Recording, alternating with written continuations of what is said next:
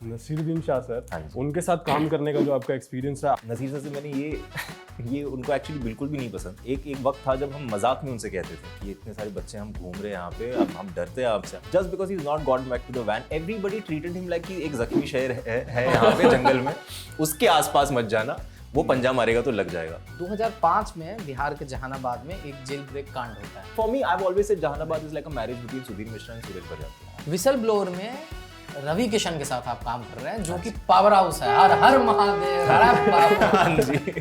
तो उस एनर्जी को मैच करने के लिए क्या करना पड़ता था? मैं तो एक अलग लेवल की एनर्जी लेके आ रहा था डॉक्टर संकेत के साथ कि जब रवि सर अपना एनर्जी थ्रो ऑफ करेंगे तो at least I have something to play with. अभी अगर कोई मुझे बोले कि बच्चन साहब आ रहे हैं, उनके साथ आपको सीन करना है, मैं अटक जाऊं। Is Ritvik committed right now? I mean love, I mean I am head over heels in love.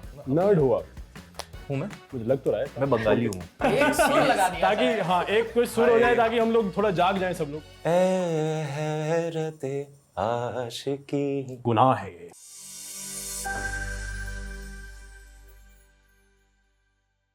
Hello hi नमस्ते, कैसे हैं आप लोग? आज हमारे साथ हैं ऋत्विक भौमिक, जिनको आपने देखा है बंदिश बैंडिट में, जहानाबाद में, विसल ब्लोअर में, मॉडर्न लव में, राइट? हाँ जी। कैसे हैं आप? मैं बढ़िया, आप कैसे हैं?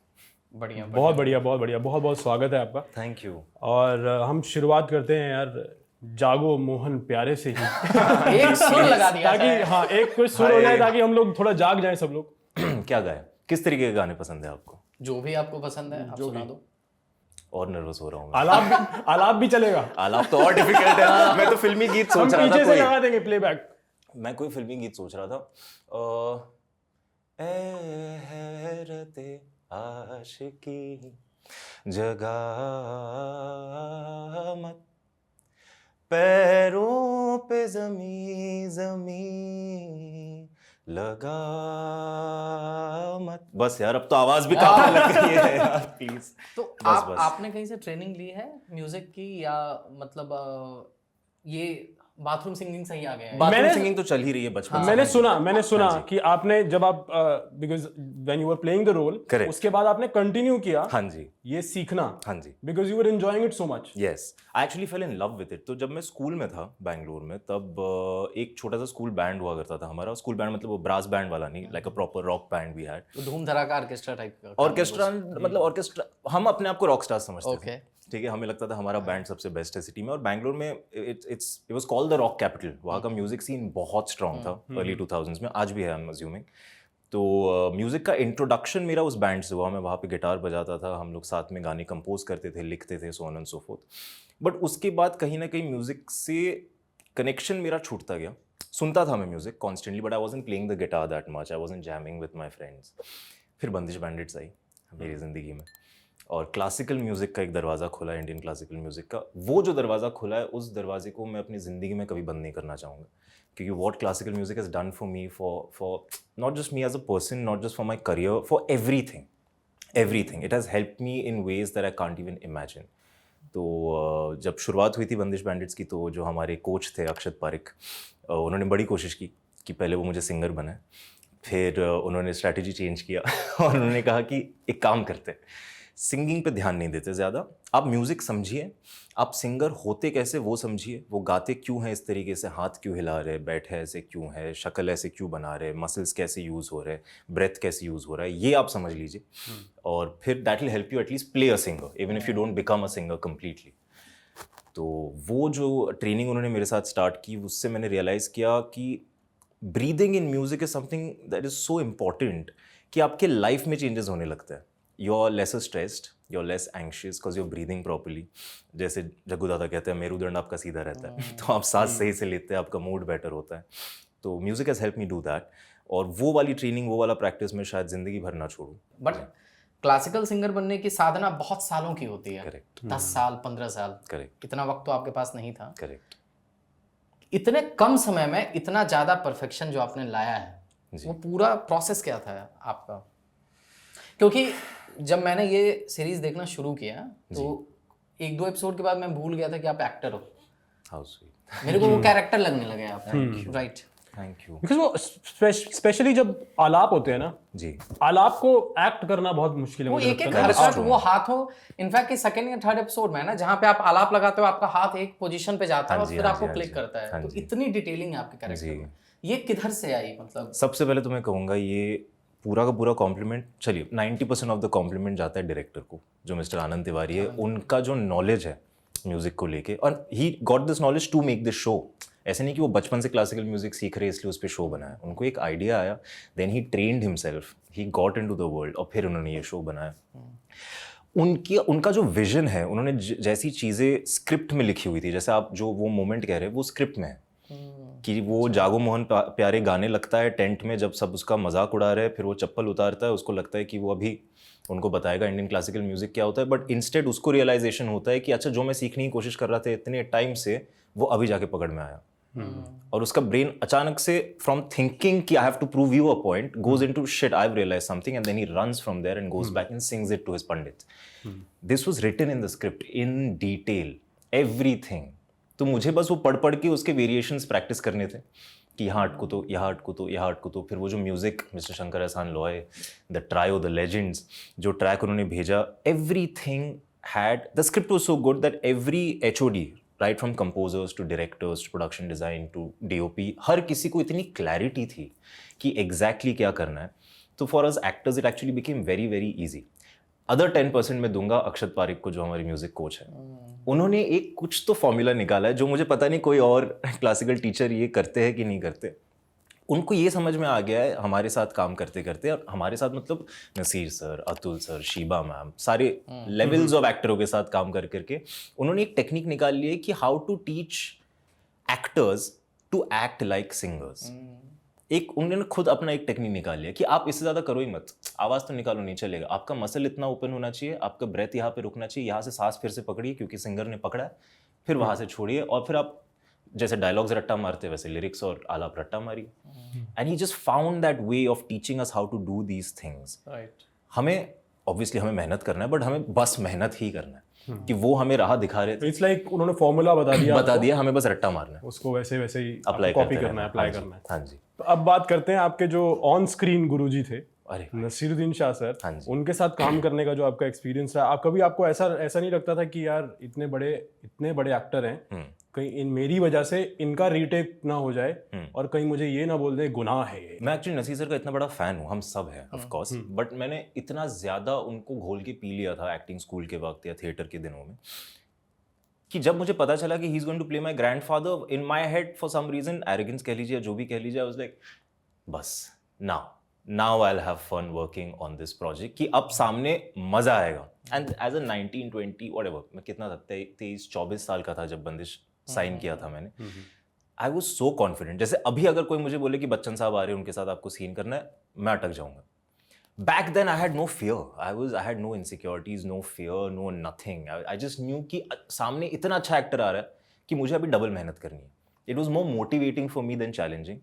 और नसीर सर से मैंने ये उनको एक्चुअली बिल्कुल भी नहीं पसंद। एक वक्त था जब हम मजाक में उनसे कहते थे कि इतने सारे बच्चे हम घूम रहे हैं यहाँ पे, अब हम डरते हैं आपसे, आप ऐसे प्लीज मत बैठा कीजिए। वो always remember this is not a compliment. I said, what do you mean? That so many people say that these people are not intimidated by you and this and that. What do you have to say? It's not a compliment. If you're intimidated by me, that means I'm doing something wrong. I said, sir, आप सब डरते हैं आपसे, आप ये जानते हो कि नहीं जानते हो? He's like, I know that, but I don't want you all to be scared. I said, हाँ, fair enough. Which actually took me back to the fact that when I met him for the first time, I was not scared because he creates that environment for you. कि वो जानते कि अभी देखो pitch पे हम दोनों उतरने वाले, मैं उस साइड से बैटिंग करूंगा, तुम इस साइड से बैटिंग करोगे, खेलना तो साथ में ही है. So let's get comfortable with each other and so on and so forth. तो he's never made me feel that way also. और पहले से भी कोई ऐसा डर था नहीं. पहले ही सीन में इनफैक्ट जब वो बोलते हैं कल से मत आना, हाँ वो तो लेजेंडरी हो गया था.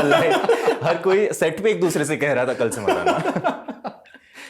तो वो आई थिंक वैसे भी उनकी पर्सनालिटी भी इतनी स्ट्रांग है. हाँ जी. तो वो वैसे भी स्कैरी लगता है. That's true. कि कल से मत उनका आना. प्रेजेंस ही वैसा है. एक ना आपने अगर सीजन 1 देखा होगा तो उनका एक वो है क्या कहते हैं उसे, हम तो तख्त कहते थे, बट ताक पकड़ लीजिए आप, एक दीवान टाइप था जहाँ पे वो बैठ के खाट, सिखाते चौकी थे। कह लीजिए, खाट खाट, करेक्ट, खाट, जिसके ऊपर वो बैठ के सबको सिखाते थे।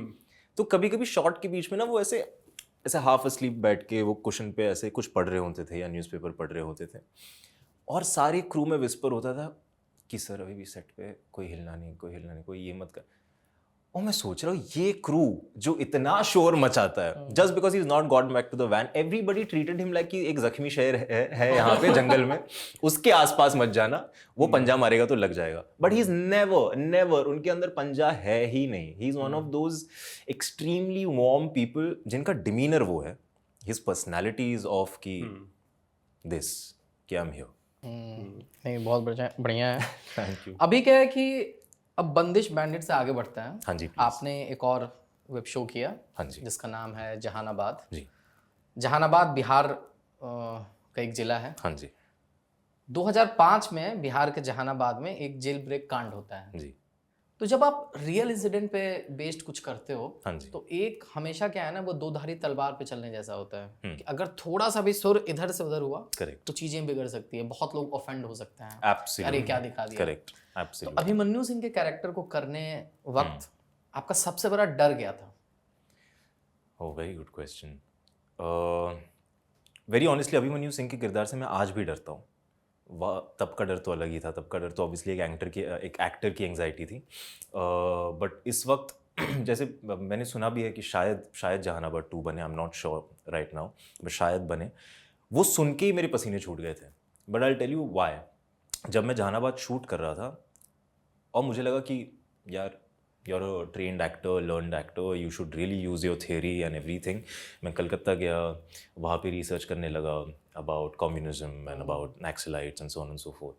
बहुत सारी किताबें पढ़ने लगा मैं, बहुत सारे डॉक्यूमेंट्रीज देखने लगा। अब मुझे पता था कि ये एक रियल इंसिडेंट पे बेस्ड है, बट कोई भी किरदार इस पूरे कहानी में असली नहीं है। Premise is basically inspired. The Correct. rest of the story is Everything is fictional. fictitious, right?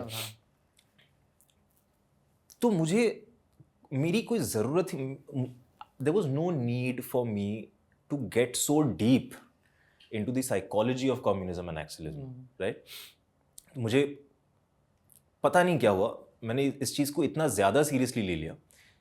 There was a point where, and I'm very apologetic and I'm very, till date I'm very sorry about behaving like that. But just in case मेरे कानों तक अगर बात कहीं पे पहुंच जाती थी कि यार वो मील्स लेट होंगे, आपका लंच या डिनर लेट होगा, तो ना हाँ ठीक है, तो कोई आके कुछ एक्टर है, एक्टरों को हमेशा पैम्पर किया जाता है. उन्होंने मुझे कुछ खाने का ब्रेड ऑमलेट टाइप कुछ एक फटाफट बना के वो मेरे लिए ले आए. तो मैंने खाना स्टार्ट किया और मैंने पूछा कि सबने खाया, क्रू ने खाया, और मुझे पता चला नहीं खाया. और मुझे पता नहीं क्या हुआ, मैंने खाना फेंक दिया. मैं लड़ने लग गया प्रोड्यूसर्स से कि ऐसे कैसे कर सकते हो आप, क्रू बिना खा के क्यों काम कर रहा है, ये हो रहा है. वो कह रहे भाई शांत हो जा भाई, खाना आ रहा है, क्या हो गया. फिर आधे घंटे बाद मुझे रियलाइज हुआ कि ये मैं क्या कर रहा हूँ. ये this is not you. It wasn't me, it was an unnecessary fight I picked. Satyanshu Singh और राजीव डायरेक्टर बनवाल, इनके हाँ जी, हैं. हाँ जी. सत्यांशु खुद भी बिहार के हैं. Correct, right. दोनों एक्चुअली, राजीव से भी दोनों. बिहार के. हाँ जी. और सुधीर मिश्रा जिन्होंने Showrunner चमेली थे. बनाई, हजारों ख्वाहिशें ऐसी बनाई, ये साली जिंदगी बनाई, वो शो रनर है. करेक्ट. इन लोगों के साथ काम करने का कैसा आपका एक्सपीरियंस रहा? बहुत ही बेहतरीन, एब्सोल्युटली फैंटास्टिक एक्सपीरियंस था. Rajeev and Satyanshu both are, पहले तो मैं ये नहीं समझ पा रहा था कि दो लोग मिलकर डायरेक्ट कैसे करते हैं. मैंने कभी वो एक्सपीरियंस ही नहीं किया. कभी I have never been on an Abbas Mastan set to understand बोलने वाले थे ये कैसे होता है. I have no idea. तो वो मैंने देखा कि कैसे दो लोग इन टैंडम अपनी अच्छा, मेरे को क्रिएटिविटी गेस करने दीजिए कैसे वर्क हुआ होगा. हाँ जी, मेरे को ऐसा लग रहा है हाँ जी, कि जो आपका और आपका अभिमन्यु सिंह वाला जो ट्रैक है, हाँ. वो शायद सत्यांशु डायरेक्ट किए होंगे. हाँ. और वो जो पूरा नक्सल वाला ट्रैक है, हाँ. वो शायद राजीव डायरेक्ट किए होंगे. क्या बात है. ऐसा है क्या? इट्स सुपर्ब, बट ऐसा नहीं था. But that's where it started from. Okay. Satyanshu Singh was supposed to shoot the, for the lack of a better word, Barjatiya part of it, right? And Rajiv sir was supposed to shoot the Kashyap. Sudhir Mishra. हाँ, पकड़ लीजिए. For me, I've always said Jahanabad is like a marriage between Sudhir Mishra and Suraj Barjatiya. कि family dynamics है, ये है, वो है, और आप फिर उसमें आपने social commentary भी कर दिया. That was the idea initially. But then I think slowly and steadily while we started shooting, they both realized कि they both have very interesting perspectives about the other worlds also. which they both actually supported and said कि एक काम करना, तू अच्छे ideas दे रहा है, ये अगले के 3 दिन तू शूट कर ले, this sequence you shoot, then I will shoot that sequence, and that camaraderie was absolutely beautiful to watch. वो मैंने पहले कभी देखा ही नहीं था कि दो different minds एक जगह पे आके कैसे काम करते हैं. हस्बैंड वाइफ समझ में आता है, दो भाई समझ में आते हैं, but these are two different individuals from different places who've come together to make a project. तो वो बड़ा इंटरेस्टिंग था, बहुत ही इंटरेस्टिंग. और ऑब्वियसली जिनका हाथ था उन दोनों के ऊपर, mister Sudhir Mishra, he is a binding force. तो उनके रेफरेंस में तो पूरा क्रू ही एक साथ ऐसे हो जाता था कि सुधीर सर का शो बना रहे, तो ये तो अच्छे से बनाना पड़ेगा. सो या जो एक्सेंट और जो आपने वो हाँ जी. पकड़ा है, बिकॉज बिहार का सेटअप है. हाँ जी. और क्योंकि आपकी मॉम ने शायद बिहार रांची से हाँ पढ़ाई ग्रेजुएशन की थी. पढ़ाई हाँ की जी. है. हाँ जी. तो हाँ क्या जी. आपको वहां से टिप्स मिली थी?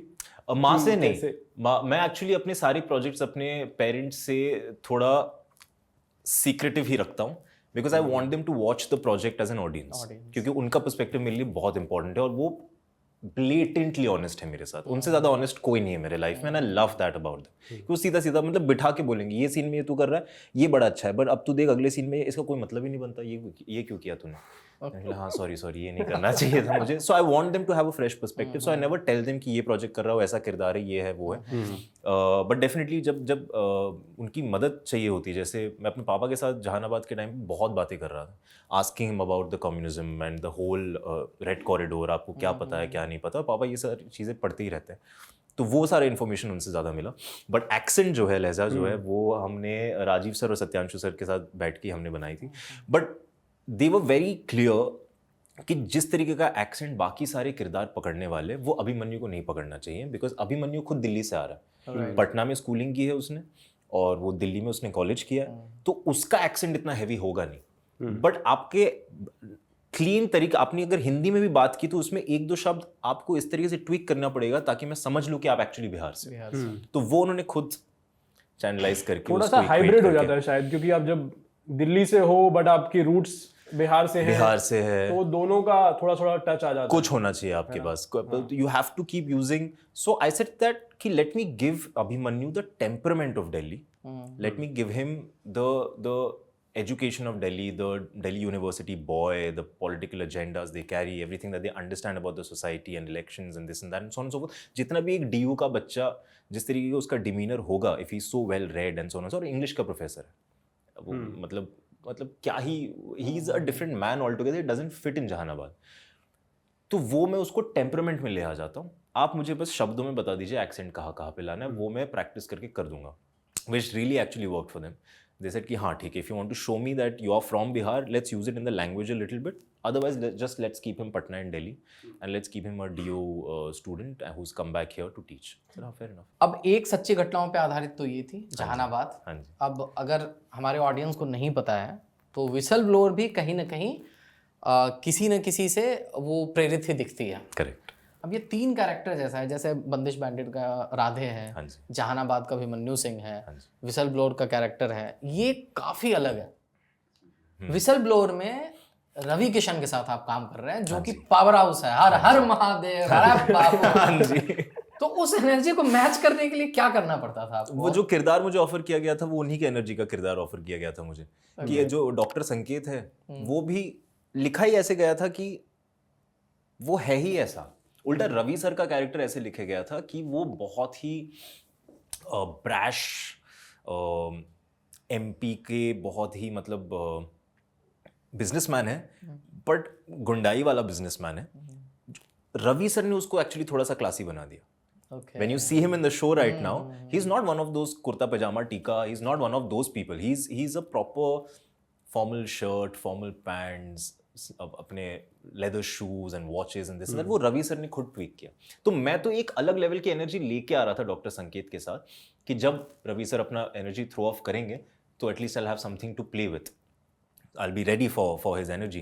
And then he started playing the character and then I realized कि भाई अच्छा ये होता है सीनियर एक्टर. जो आपने ऑब्वियसली पढ़ा हुआ है ना, वो ऑब्वियस तो आपको कुछ नहीं दिखने वाला, वो अपना ही एक टेक लेके आएंगे. जैसे आप देखोगे उसी शो में रवि सर ने बहुत बार बात करते यू नो इट्स लाइक वो इंग्लिश उन्होंने डाल दिया कि ये वाना भी है यार. वो ऑब्वियसली वो शो ऑफ करना चाहेगा, अच्छा ये अमीर बच्चा है, मैं नहीं था अमीर बचपन में, बट अब मैं भी अमीर हूँ, बोल बेटा। अब मैं तेरे साथ दोस्त हूँ, जो लाइफ में नहीं जी पाया तू वो जी रहा है ना। अब मैं तेरी उम्र में आके तुझसे बात करूंगा and I will be a chill friend with you, I am also classy, तो क्या हो गया तू, if you are a nepotistic baby, so what. तो वो एनर्जी वो जो लेके बैठे, उसके बाद से I had to do nothing but just remember my lines and do what he is like. जैसे वो आपकी तरफ रिएक्ट कर रहे हैं, आप उसे सुनिए और अपना जवाब दे दीजिए, बस। I just had to be, but that's the best thing about very good actors. So Hrithik, ऐसा कहा जाता है कि actors attract a lot of attention from admirers. तो attract a lot of, okay. So कितनी आपको कितने एडमायरर्स हैं आपके, और कैसे हैंडल करते हो आप ये अटेंशन और उनका इंटरेस्ट? आपको मैसेज आते होंगे, पर्सनल मैसेज इंस्टाग्राम पे? डीएम? हाँ जी, वो तो होता है, वो बिल्कुल होता है, बट कितने लोग एडमायर करते हैं वो मैं जानता नहीं हूँ। क्या है उसका जवाब? Like is it Instagram following, is it Twitter following, और इज इट द प्लेटफॉर्म? कितने फीमेल एडमायरर्स हैं, पहले तो ये बात करते हैं। ज्यादातर I have heard female admirers ही है, but I think that's just how society works, no. कहने का मतलब वही है कि रियल लाइफ में भी कभी ऐसा कोई ऑफर आया है कि I want to date you, या आप मुझे बहुत अच्छे लगते हो, कोई मतलब ऐसा फैन मिल गया कि वो फिर शाहरुख खान की तरफ, फैन वाले शाहरुख खान की तरफ, फिर आपको दिक्कत होने लगी कि नहीं यार ऐसा भी तो नहीं होना चाहिए? नहीं, इस तरीके का लगाव, मतलब खान साहब को जितना प्यार मिलता है वो प्यार मैंने एक्सपीरियंस किया नहीं, definitely not that I haven't experience. But हाँ, जैसे आप कहते हो कि मैसेजेस में, डीएम्स में वो फीमेल अटेंशन मिलता जरूर है, बट आई ऑल्सो थिंक कोई भी एक्टर अगर आपको ये कह रहा होगा कि मुझे अटेंशन नहीं चाहिए फिर भी मुझे अटेंशन मिल रहा है, वो झूठ कह रहे हैं, वो बिल्कुल झूठ कह रहे हैं। उसी के लिए आप आते हो ना इस फील्ड में, आपको जिंदगी में आप जो भी अट्रैक्ट करोगे वही आपको मिलेगा। So if I am getting female attraction, the truth is I love it, why not? I have grown up in a boys school. अच्छा, मैं ओके 15 साल की उम्र तक बॉयज स्कूल में बड़ा हूँ। सो इसका लॉजिक क्या ये है, बता दो यार, हम समझना चाहते हैं। हाँ जी, कि ये जो है बॉयज स्कूल अलग है, गर्ल्स स्कूल अलग है, तो इसमें क्या लॉजिक क्या होता है ये बताओ। मुझे नहीं पता क्या लॉजिक होता है। फिर एक तीसरा कोएड है जिसमें हम लोग आते हैं। हाँ जी, मैंने 11वीं 12वीं कोएड में किया था। अच्छा, हाँ, तो मैं 11th मतलब क्या है, लड़के बिगड़ ना जाएं या क्या लॉजिक, क्यों अलग रखा जाता है? मुझे नहीं पता एग्जैक्टली, मुझे भी नहीं पता कि ये एजुकेशन एक्चुअली, इस बारे में पढ़ना पड़ेगा मुझे कि ये कहाँ से स्टार्ट हो, कि बॉयज अलग स्कूल होंगे, ये पहले स्टार्ट हुआ, मतलब ये क्यों है, इस पे रिसर्च कुछ तो एक होना तो होगा चाहिए, यार, और कुछ तो इंटरेस्टिंग मिलेगा भी मुझे, आई एम श्योर। जैसे नागेश सर ने एक फिल्म बनाई थी Rockford, which is about boys in a boys school. So people have tried to understand कि exactly क्या है ये, but we have only explored the fun parts of it. We have not really gone down and tried to figure कि exactly ये कहाँ से शुरू हुआ था, क्यों हो रहा है, और ये जितना मेरी इस वक्त यहाँ पे बैठे हुए जितनी मेरी समझ है, मुझे ऐसा लगता है कि girls and boys psychologically grow up at different paces, especially in their childhood and teenage years and different. Girls grow faster, ऐसा मैंने सुना था। हाँ। फिर पार्डन माय लैंग्वेज, बट ऐसा देखा नहीं मैंने ज़्यादा, not everywhere. I have seen a lot of matured men, and I am saying men to people who are like 13-14 year olds, but they are like men, they like I grown up in a school called Baldwin boys high school in Bangalore, और हमारा motto is to be gentleman. हमें सिखाया जाता है कि just be gentleman, and it's one of the, मतलब right out of a film kind of a school मिल गया था मुझे। मोहब्बत ही पकड़ लो आप, क्योंकि मेरे सारे टीचर्स खान साहब की तरह थे वहाँ पे। तुझे क्या पसंद है? एक्टिंग, चल you go for dramatics classes, you don't have to sit in my class, go come on rehearse. Gurukul. Gurukul तो फिर भी बहुत स्ट्रिक्ट था। किस स्कूल से आप? Baldwin boys high school Bangalore, एक अमेरिकन स्कूल है, बहुत ही पुराना, इट्स 1800s की स्कूल है। तो वहाँ का जो कल्चर है, वहाँ के जो फैकल्टीज थे, वहाँ के जो टीचर थे, they seemed like they specialized in handling boys. तो वो एक एनर्जी एक तरीके से एक तरफ चैनल हो गया, तो probably maybe that's why they make boys school and girls school, कि some faculty who are trained to handle girls and some faculty who are trained to handle boys. Maybe just channelize your energy on that, and then once you're old enough to understand the decencies and moralities of the society, then you all can merge and mix and then lead your lives from there on. हो सकता है ये एक perspective है क्यों boys school और girls school होते हैं। बट हमें तो मतलब मेरा school life, I have been so lucky, like हम तो हमारे फेस्ट होते थे हर साल, तो वो 1-1.5 महीने आप गर्ल्स स्कूल के साथ मिंगल कर ही रहे हो। अच्छा।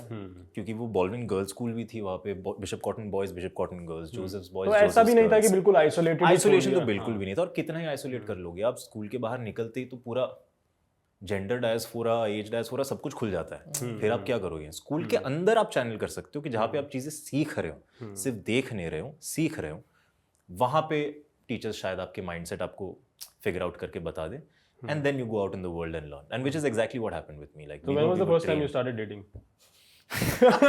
Now that you are comfortable.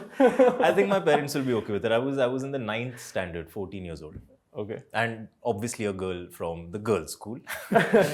Baldwin boys, Baldwin girls, and we were dating each other when I was 14. Okay. Was it great? No. Dating app पे हुआ नहीं। या कभी आपने यूज किया है? नहीं. Is Ritvik committed right now or Yes, very single? much. Yes. You are committed. फिर ये सवाल फिर I'm in love. I'm head over heels in love. Okay. But yeah, I'm fully happy about it. Okay so अभी बहुत सारी serious बातें हो गई, इधर उधर की बातें हो गई। अब एक बहुत ही इंपॉर्टेंट क्वेश्चन आपसे पूछा जाने वाला है। हाँ जी. लास्ट 5 गूगल सर्च क्या है आपका? ओए. मैं आपको बताता हूँ. मैं हाँ। पहले तो आप ये देख लो कि पहला सर्च क्या निकल के आया है. kathaverse.com. तो अब उधर आप दिखा दो। ये देखिए kathaverse.com. हम एक कथावर्स खोज रहे थे। I was doing my research before I come here. What is the present particle of accompany and why? Accompanying, of course. पता नहीं क्यों. Last Man नाम का कोई शो है, उसके बारे में पढ़ रहा था मैं. There's some animated show called Last Man. Okay. बाकी बंदिश बैंडिट्स 2 की कुछ फाइल्स हैं मेरे पास यहाँ पे जो मैं नहीं खोलने वाला. ओके. हाँ जी. तो गूगल पे ये सब चलता रहता है. कुछ जैसे आप, मैं आपके साथ बात कर रहा हूँ, आपने कुछ मुझे बोल दिया, अब ये चीज़ मुझे बड़ी इंटरेस्टिंग लगी जिसके बारे में मैंने कभी सुना ही नहीं, या फिर सुना भी होगा तो मैंने यार why didn't I like dive into this topic before? तो अभी अगला आधा घंटा घर जाते जाते गाड़ी में मैं उसी में लग जाऊंगा. क्या हो रहा है, क्या हो रहा है, क्या हो रहा है. उस आधे घंटे के बाद रियलाइज करूंगा कि it's of no consequence in my life. फिर मैं रख दूंगा. फिर अगला आधा घंटा फिर मैं बैठूंगा. नर्ड हुआ हूँ मैं. हो, मुझे लग तो रहा है. मैं बंगाली हूँ, इतना बोल सकता हूँ. है कुछ तो एक इंक्विजिशन है मुझ में. मैं पता है मैं नर्ड शब्द से क्यों नहीं कनेक्ट कर पाता हूँ, क्योंकि स्कूल में नर्ड सिर्फ उन्हीं को बोला जाता था जिनके रिजल्ट्स अच्छे आते थे. मेरे रिजल्ट्स अच्छे नहीं आते थे. सो स्कूल में मैं बैक बेंचर था. फिर एक्टिंग स्कूल में मैं नर्ड था. तो I think everybody is a nerd in their own space.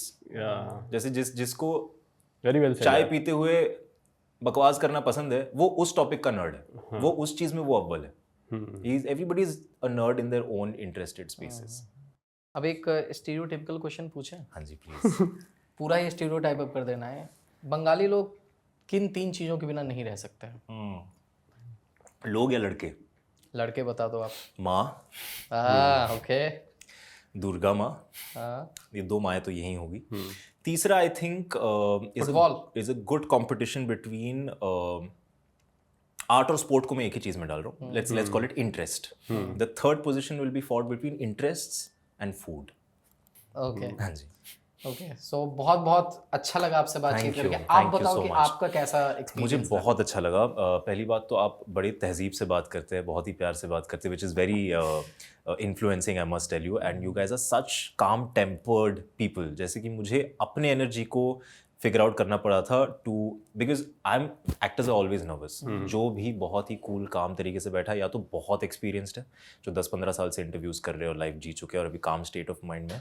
अगर मेरे जनरेशन के एक्टर्स हैं, मैं आपको गारंटी बताता हूँ, चाहे वो कितना भी काम दिखे, वो हाइपर लेवल पे नर्वस चल रहे हैं हर कोई. Because everybody is 1 exploring themselves and 2 getting explored by somebody else in positions like this. तो मैं बड़ा नर्वस आया था. But the two of you, just the way you guys, like right now also the way you guys are looking at me and just smiling, it is very comforting. It's very comforting. आप हम लोगों को nervous कर. I am glad. नहीं, we are glad कि ऐसा रहा. बिल्कुल. Because we also got the same vibe from you. Thank you. और बहुत ही फ्री फ्लोइंग, बहुत ही स्मूथ कॉन्वर्सेशन था. बहुत thank you. Thank you thank you so much. Thank you so much. Thank you so much. Thank you so much. Great time. Thank you.